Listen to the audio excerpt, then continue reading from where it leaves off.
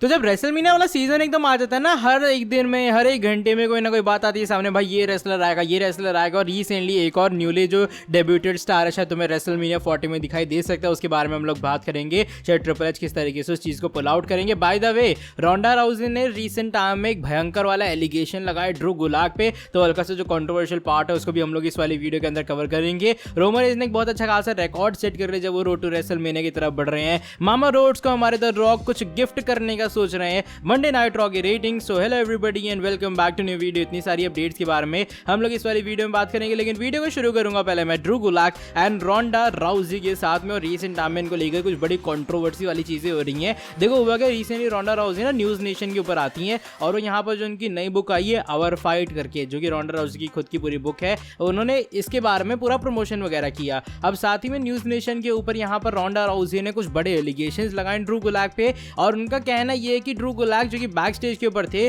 उन्होंने एक बार जो स्वेट पैंट्स थी रोंडा राउजी की उसका स्ट्रिंग पुल किया था, और बैक स्टेज के ऊपर छेड़छाड़ के बावजूद भी किसी ने कोई ऑब्जेक्शन नहीं किया। एंड इवन रोंडा कहती भी कि भाई ये चीज अप्रोप्रिएट नहीं थी, वहां पर अचानक से स्वेट पैंट किसी के पुल आउट करना किसी फीमेल रेसलर के थ्रू अ मेल, वो बहुत इनअप्रोप्रिएट चीज है। और वहां पर जब बैक स्टेज के ऊपर डब्ल्यूडब्ल्यूई की चीज हुई तो किसी ने ड्रू गुलाक को मना भी नहीं किया। जिन लोगों ने पता है, जो ड्रू गुलाक है वो बैक स्टेज के ऊपर डब्ल्यूडब्ल्यूई में काम करते हैं, वो ट्रेन करते हैं सुपरस्टार्स को। मान लो कोई नया टैलेंट है, मान लो एनएक्सटी का कोई टैलेंट आया तो उसे ट्रेन करना है ड्रू गुलाक के साथ में। मैचेस वैचेस होते परफॉर्मेंस सेंटर के अंदर, ये मेनली ड्रू गुलाक का फिलहाल बैक स्टेज के ऊपर काम है। और डब्ल्यूडब्ल्यूई उनको कुछ इस तरीके से यूज करती है, बिकॉज स्क्रीन पे वो तुम्हें बहुत कम दिखाई देते होंगे, लेकिन ये कुछ बड़े एलिगेशंस लगे रोंडा राउजी की तरफ से कि भाई ऐसे स्वेट पैंट वगैरह पुल आउट की थी ड्रू गुलाक ने, और उसका किसी ने कोई ऑब्जेक्शन वगैरह नहीं किया बैक स्टेज के ऊपर। अब कितने एलिगेशन सही है तो ऑफ कोर्स टाइम ही बताएगा, लेकिन ये थोड़े सीरियस चीज है जो कि मुझे लगा तुम लोगों को बतानी चाहिए कि ड्रू गुलाक के ऊपर रोंडा राउजी ने ये कुछ एलिगेशन लगाए डब्ल्यूडब्ल्यूई को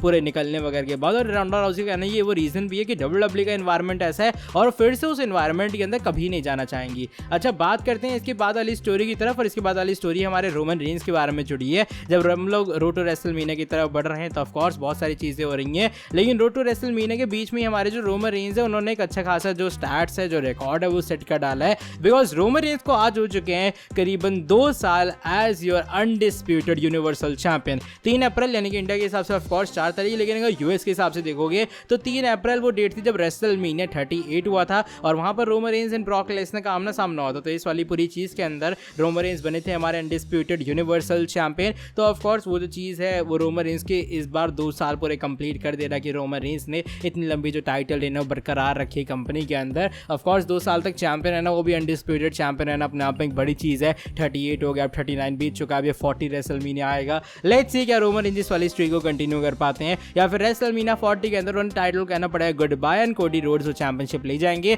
या फिर ये जो हिस्टोरिक टाइटल रेन है वो और हिस्टोरिक बनने वाली है। बात हम लोग मंडे नाइट रॉ की रेटिंग्स के बारे में भी कर लेते हैं, बिकॉज रिसेंटली जो रॉ का एडिशन था ऑफ कोर्स ऊपर बहुत सारी चीजें, बहुत बड़ा डब्ल्यूडब्ल्यूई का इवेंट था, एंड रिसेंटली जो व्यूअरशिप है वो भी आ चुकी है सामने। शायद व्यूअरशिप सुन के तुम लोग थोड़ा हैरान हो गए कि कम रेटिंग है, बिकॉज मेरे हिसाब से 1.9 मिलियन टच होना चाहिए था मंडे नाइट रॉ को। बाय द वे, जो रॉ की व्यूअरशिप आई है वो ये 1.784 मिलियन व्यूअर्स, जबकि पिछले हफ्ते जो रेटिंग्स है 1.729 आई थी। देखो पॉजिटिव न्यूज़ ये है कि डब्ल्यूडब्ल्यूई की रेटिंग अच्छी खासी बढ़ी है, लेकिन मेरा ऐसा मानना है जब 1 घंटा पहला कमर्शियल फ्री था, आधा घंटा द रॉक रोमन और सेथ का सेगमेंट चला, तो शायद रेटिंग और बढ़ सकती थी।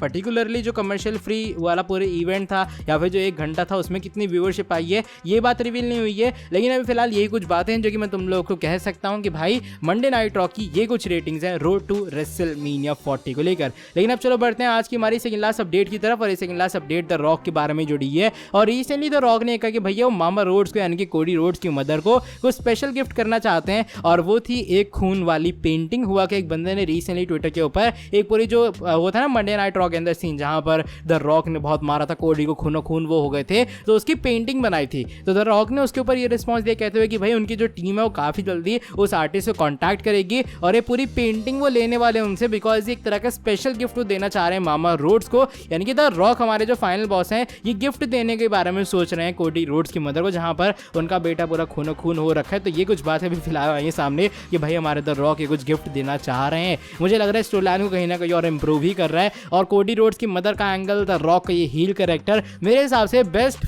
टाइम है to be a wrestling fan, जिस तरीके से रोड टू रेसलमेनिया 40 जा रही है। अब चलो बढ़ते हैं आज की हमारी नेक्स्ट 10 फाइनल स्टोरी की तरफ। ये एक बड़ी रिटर्न इन्फॉर्मेशन या फिर एक बड़े सरप्राइज डेब्यू के बारे में जुड़ी है जो कि शायद तुम्हें रेसलमेनिया 40 में दिखाई दे सकता है। और ये हो सकता है गिलिया का डेब्यू WWE कंपनी के अंदर। आई गेस मैं थोड़ा नाम गलत ले रहा हूँ या जो भी है। तुम्हें याद होगा रॉयल रंबल के टाइम में इनके रूमर्स आते सामने कि WWE ने कंपनी में लाएगी, उनका पूरा डेब्यू वेब्यू होने वाला है, लेकिन रॉयल रंबल के अंदर ऐसा कुछ भी नहीं हुआ। लेकिन रिसेंट गिलिया की एक फोटो आई है सामने जो कि तुम लोग अपनी स्क्रीन के सामने देख पा रहे होगे। अब इस वाली फोटो के अकॉर्डिंग यूएसए जा रही हैं बिकॉज वो जापान के एक रेसलर है, तो यूएसए में फिलहाल जा रही है, एयरपोर्ट वगैरह के ऊपर है, ऐसी कुछ बातें बताई जा रही हैं। और रेसलमेनिया वीकेंड है, रेसलमेनिया वीकेंड में कोई रेसलर जो कि हल्का सा रूमर्ड भी हो WWE आने में, वो अपने घर ही कहना जा रहा है एयरपोर्ट से, तभी बताया जाता है कि भाई वो अपने WWE के रेसलमेनिया वाले शो के लिए जा रहे हैं। लेकिन ऑफ कोर्स वो जापान से अगर जा रही यूएसए किसी चीज़ के लिए तो WWE का डेफिनेटली कुछ चीज़ हो सकती है। बहुत सारे फैंस का ऐसा मानना है NXT स्टैंड एंड डिलीवर जो शो है शायद हो सकता है गिलिया का वहाँ पर WWE डेब्यू करवाए, ट्रिपल एच वहाँ प्लानिंग कर ले, वरना ऑफ कोर्स रेसलमेनिया 40 एक बड़ी लोकेशन है, एक बड़ी जगह है, तो ट्रिपल एच वहाँ पे भी सोच सकते हैं क्यों ना भाई, इससे बड़ा डेब्यू तो हो ही नहीं सकता ना।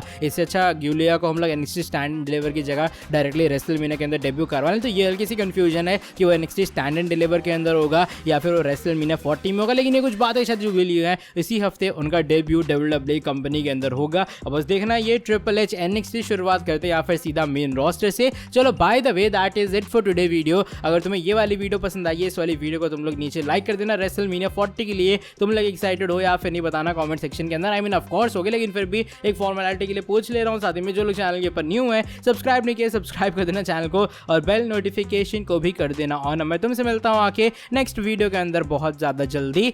Till then bye bye, take care.